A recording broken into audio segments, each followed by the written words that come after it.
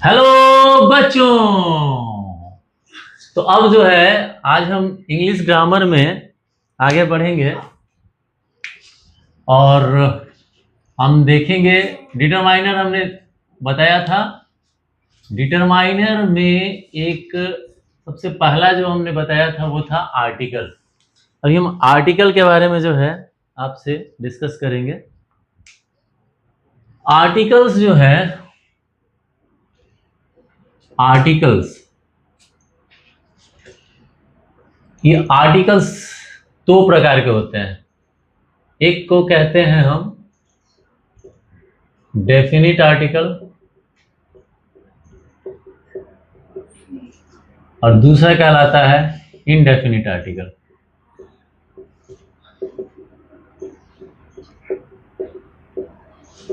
Definite article में हो गया द, इनडेफिनिट आर्टिकल में हो गया ए और एन।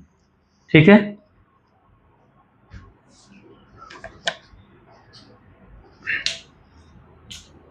और ये आर्टिकल क्या करता है? आर्टिकल क्योंकि नाउन के आने का संकेत करता है, तो आर्टिकल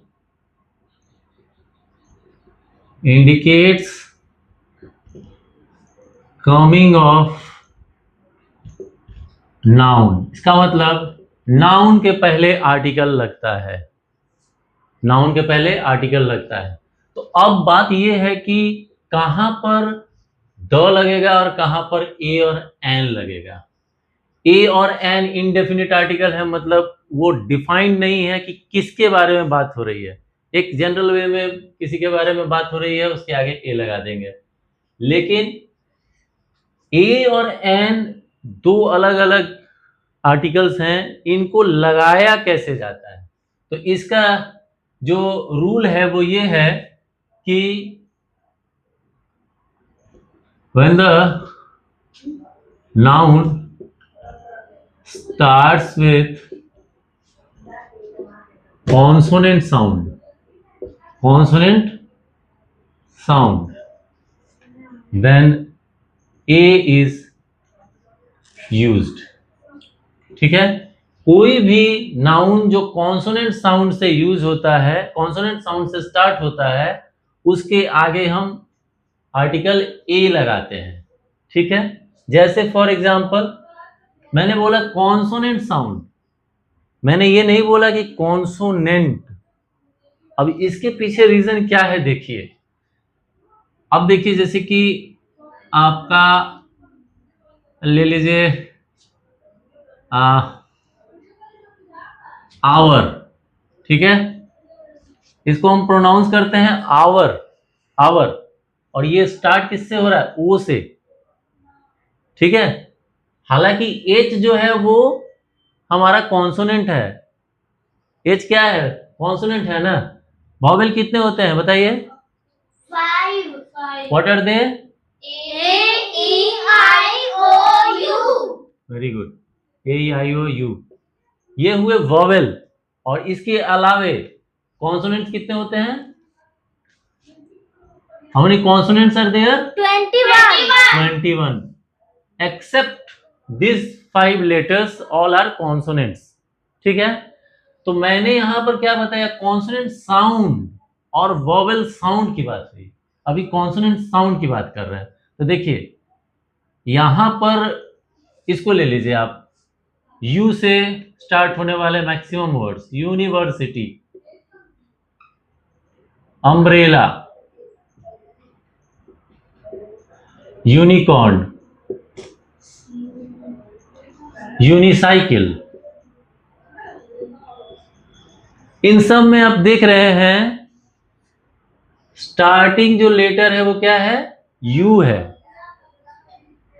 यू क्या है? यू वॉवेल में आता है।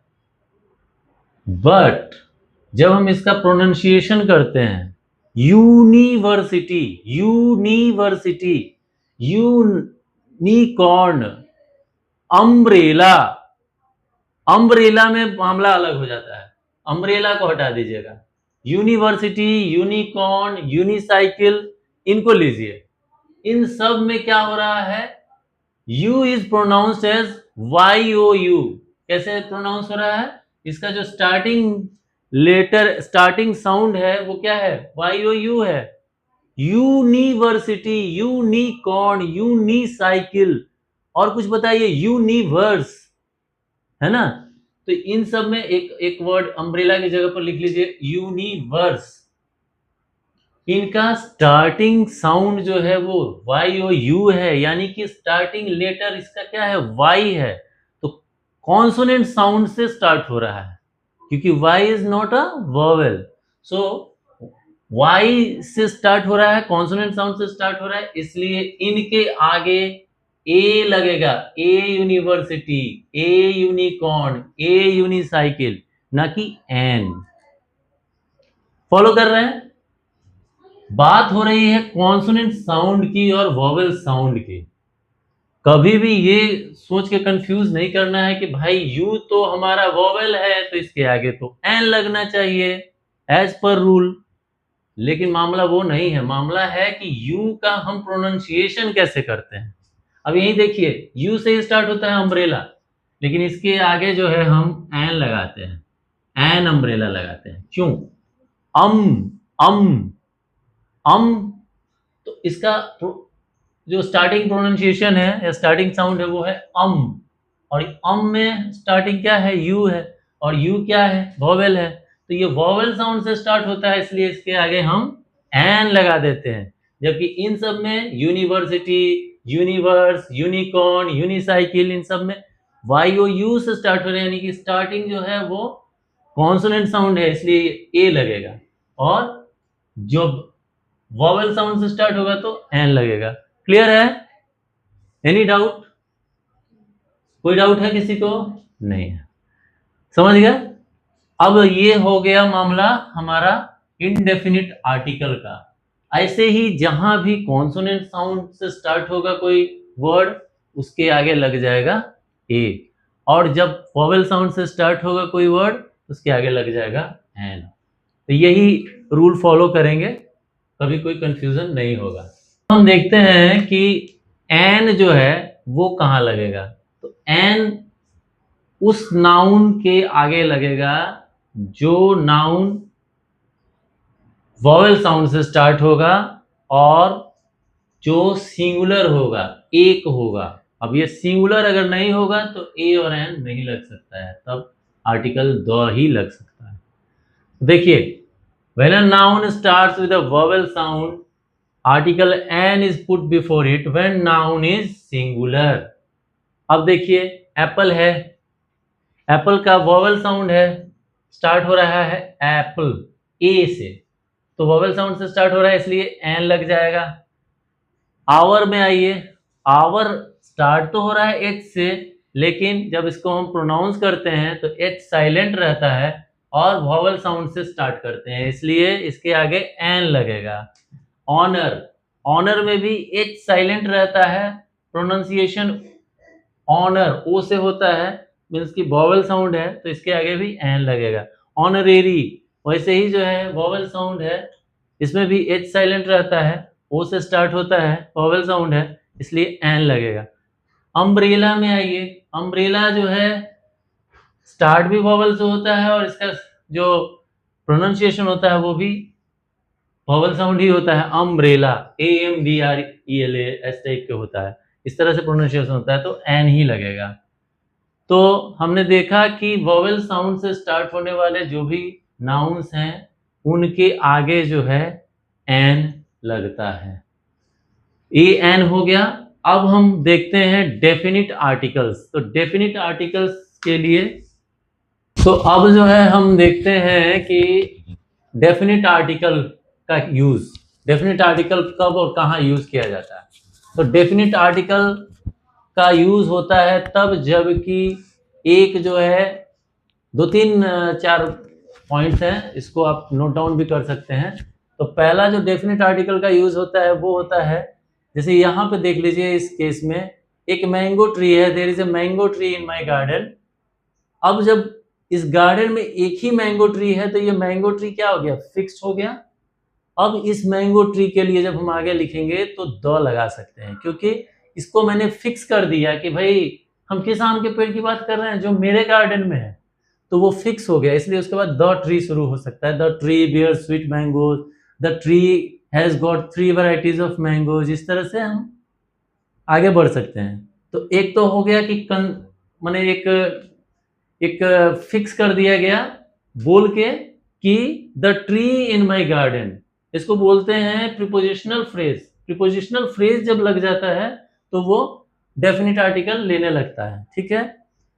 इसके अलावे प्रॉपर नाउन्स, जैसे जो दुनिया में एक ही है, दुनिया में एक ही है, उसके आगे भी द लगता है। जैसे देखिए, the mount Everest, the Himalayas, the Ganges, the Brahmaputra और द नाइल, मतलब जो भी दुनिया में एकमात्र अपने जैसा है, यूनिक है, उसके आगे भी द लग सकता है। दूसरी चीज, कंट्रीज के नाम में कई बार यूनाइटेड, यूनियन, इस तरह से जो है होता है। द आइजल्स, आइजल्स भी रहता है, आइलैंड का ग्रुप है, तो उस तरह के कंट्रीज के नाम के आगे भी जो है द लगा देते हैं। United kingdom, the United kingdom हो गया। द पहले जो सोवियत रूस था, यूएसएसआर, तो United states of socialist Republic था, तो उसके आगे भी द लग जाता था। तो ये हो गया। इसके अलावे और क्या यूज है द का? तो द जो है वो प्लूरल या सिंगुलर कोई भी तरह का नाउन होगा और वो डेफिनिट है तो द लग सकता है, ठीक है। इसके अलावे द और क्या चीज में लग सकता है बताइए? म्यूजिकल इंस्ट्रूमेंट, म्यूजिकल इंस्ट्रूमेंट्स में लग सकता है, जैसे the violin, the guitar, the sitar, the piano. और बताइए? यूनिवर्सल ट्रुथ, यूनिवर्सल ट्रूथ मतलब जैसे सन है, सन एक ही है तो द सन, एक ही मून है तो द मून, एक ही अर्थ है तो द अर्थ, है ना। इस तरह के चीज जो यूनिवर्स में एक ही हैं उनके लिए, उनके आगे भी द लग सकता है। और बताइए? हाई पोस्ट, हाई पोस्ट पे जो है, जैसे प्राइम मिनिस्टर हो गए तो द प्राइम मिनिस्टर। ये प्रोफेशन में जो डेजिग्नेशन है उसके आधार पे भी जो है उसमें लगता है the prime minister, the manager, the principal, the president, the chairman, ये सारे में भी जो है इनके डेजिग्नेशन के आगे द लग जाता है। एक तरह से इनको रेस्पेक्ट ही दिया जाता है द लगा के। तो द का जो है इतना सारा प्रयोग है और यहाँ जो है डेफिनेट आर्टिकल हम यूज करते हैं, ठीक है। इस वीडियो में इतना ही। Thank you.